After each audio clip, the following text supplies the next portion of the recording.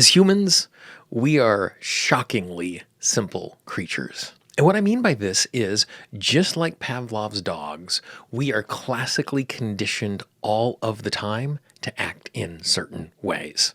I do my chores as a child. I get a gold star. I get an A for the semester. I get $5. I get rewards because I did something good, which causes me to want to keep doing something good.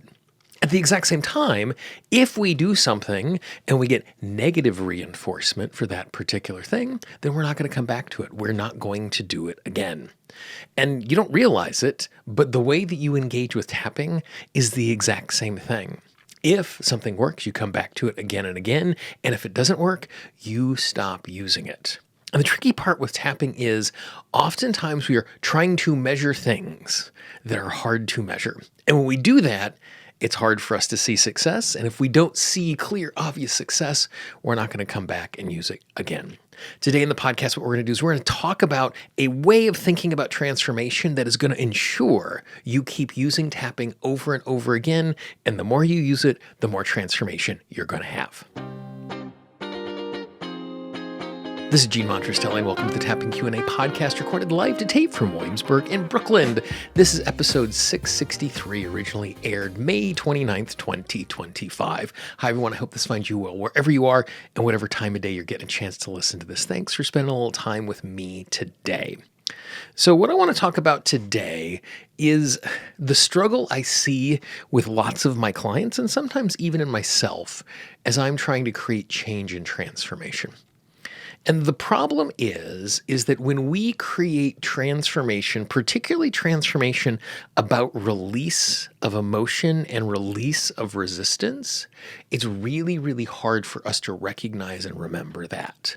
And that is because the new normal becomes the normal so quickly, we forget what things like used to be like. And I'll give you a perfect example of this. I actually one time had a client of mine call himself a liar.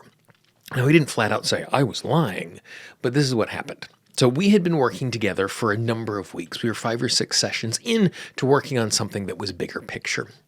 And as we got on the call for one of our sessions, he said, Gene, I need to say this. I mean, we need to start off from here. I'm like, great, let me hear what's going on. And he said, I really appreciate the work that we're doing. I feel like I'm heard. I love the sessions that we're doing. Every single time we finish the session, I always feel a little better, and the rest of my day is great.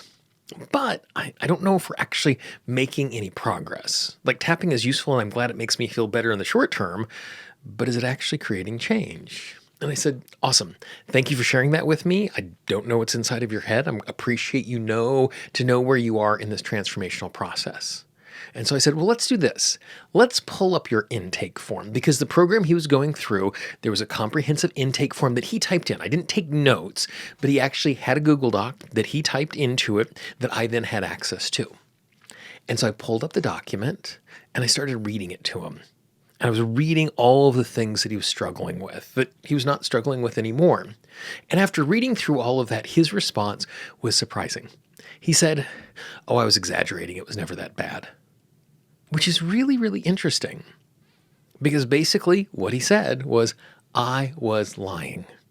Now, I know he was not lying, but because release happens in such a subtle way, we don't notice it anymore. It's kind of like if you wear really tight shoes all day and you come home and you take them off and there's still some pulsing on your feet for a few minutes as the blood flow goes back to your feet and they return back to their regular shape and size, not being constricted by the shoes. And 15 minutes later, you don't remember how painful the shoes were. You might have a sense in your mind, oh, it was kind of painful, but it has evaporated. It has gone away because the new normal has become the normal.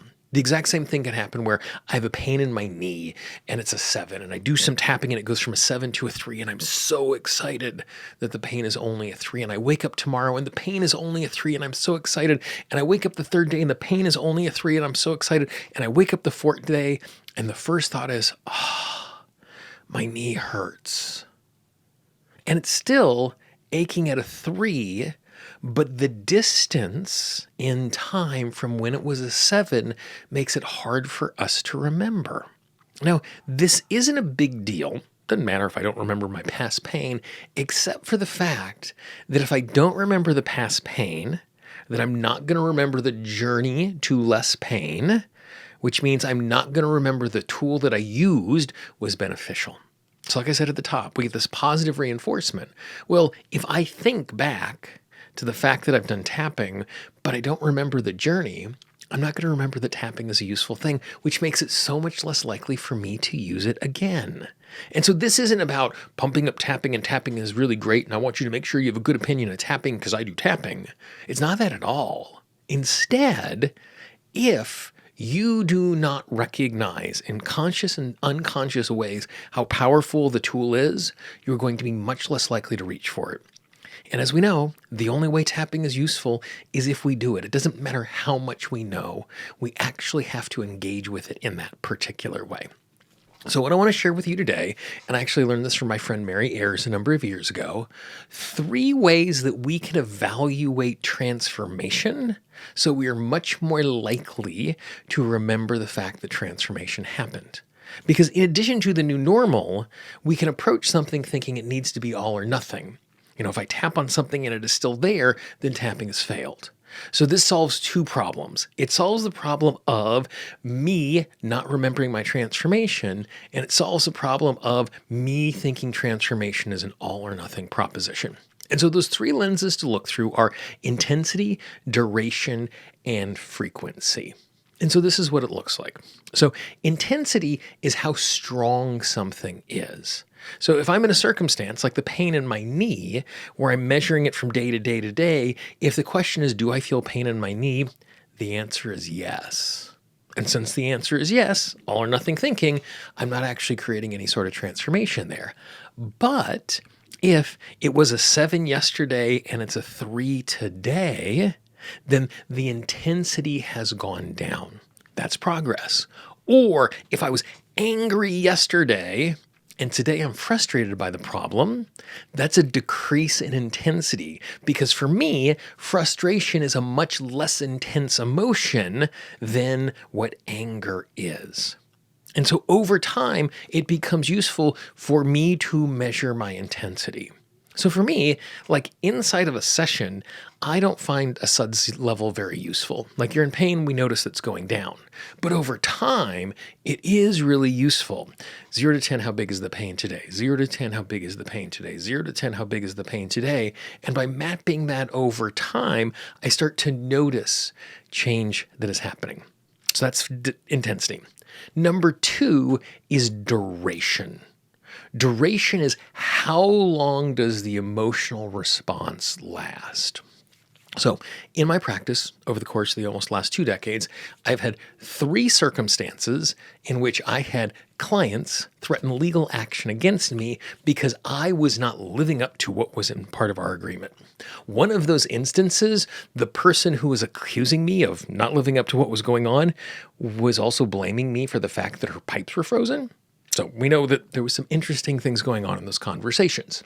Now, in all 3 circumstances, when I got those emails, there was a surge of intensity of the emotion.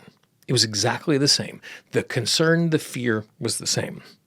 But the first time it happened, because it was the first time I didn't know how to respond to it, that intensity lasted for close to 36 hours. The second time it happened, the intensity, same emotion, same intensity, only lasted 8 hours. The third time it happened, same emotion, same intensity, but it only lasted for 45 minutes. So even though I had the exact same emotional response, I responded better. I felt the same. I felt it just as intensely, but it lingered significantly less long. So we have intensity, we have duration, and then we have frequency. Years and years ago, I actually had a client of mine say this to me, and it wasn't what we were working on, but she was just kind of reporting what was going on in her life. And she said, Gene, it's amazing. I am only having seizures 6 days a week right now. Now, for me, that sounds horrifying. But if you were in a circumstance where they're happening every single day, to have 1 day a week where it didn't show up and you could do everything that you wanted to do, that is an improvement because the frequency has diminished. Now, it's important to recognize that when we see change in any of these markers or all of these markers, we are not satisfied with the change that has happened so far. With the client I was talking about, because the seizures had gone from 7 days a week to 6 days a week, she wasn't done working on that particular issue.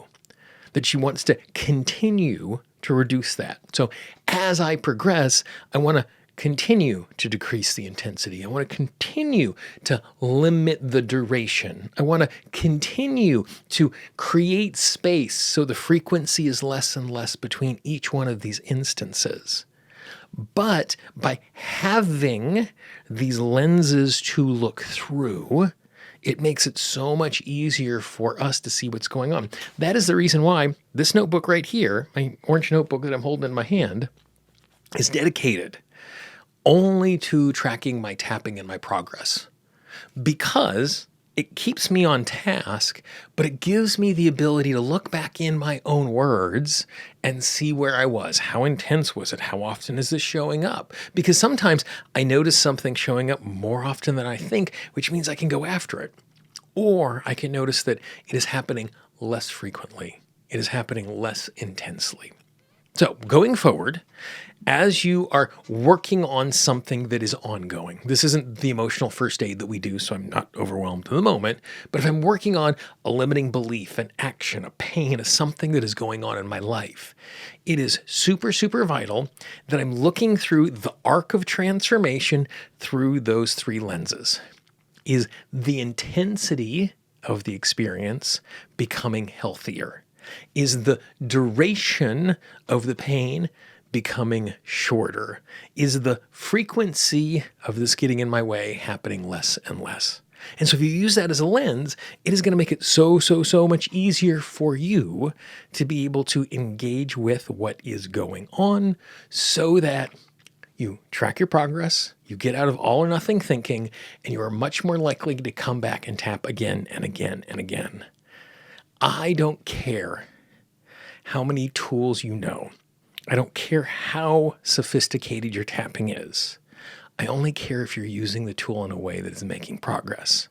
And so it doesn't matter how much head knowledge you have. We want to create an environment where we come back and we use the tool again and again and again, and looking at our transformation, looking at time through the lens of intensity, duration, and frequency is going to help us to do exactly that. So put that hat on as you're evaluating your tapping over time. It'll make it so much easier for you. You might even do some notes on an issue that you're working on. What is the intensity? Track that day to day. How long do I stay in there? What is the duration? Frequency, note when it happens. So you can actually see the progress. You can celebrate the progress, which is going to keep you coming back for more and more and more. If you know someone in your life who would appreciate this framework, someone who could use this in a way that they would make them tap even more and more, please pass it along. As we always say, our marketing budget is your word of mouth. It would mean the world to me if you pass this along. The highest compliment you can pay my work is sharing it with someone else. Now, one of the things that we do in every episode of the podcast, and I stole this idea, I borrowed this idea, I got this idea from the amazing podcast, Secretly Incredibly Fascinating. At the end of every single episode, Alex Schmidt goes back into the archive, does a random number generator, pulls up an old episode to send them to something good. We do the exact same thing. Before I hit record on all of this, I went into my random number generator and I generated the number 471, which is a really awesome conversation with my friend David Feinstein, where we talk about the mechanism and why tapping works. If you're ever in a circumstance where you're trying to explain tapping to someone else, this is such awesome, valuable knowledge.